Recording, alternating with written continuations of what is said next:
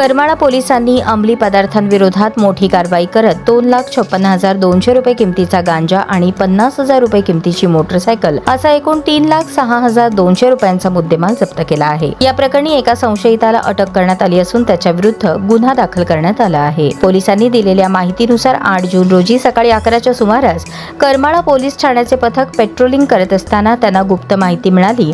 करमाळा तालुक्यातील सांगोबा प्लॉटिंग परिसरात एक व्यक्ती गांजाची विक्री करण्यासाठी येणार आहे। त्यानुसार पोलिसांनी सापळा रचला। पोलीस निरीक्षकांच्या मार्गदर्शनाखाली सहाय्यक पोलीस निरीक्षक, गुन्हे शोध पथक व इतर कर्मचाऱ्यांनी घटनास्थळी धाव घेतली। पोलिसांना पाहून संशयित मोटरसायकल स्वाराने पळून जाण्याचा प्रयत्न केला, मात्र पोलिसांनी त्याचा पाठलाग करून त्याला ताब्यात घेतले।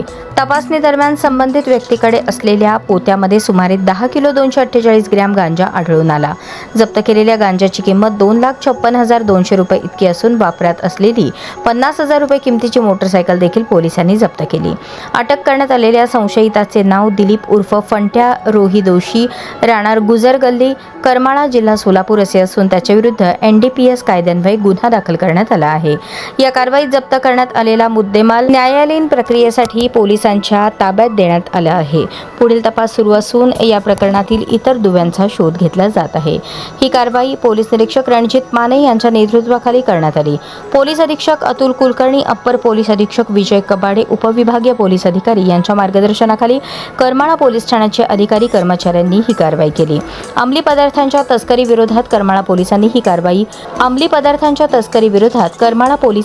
कारवाई महत्त्वाची मानली जात असून परिसरात खळबळ उडाली आहे।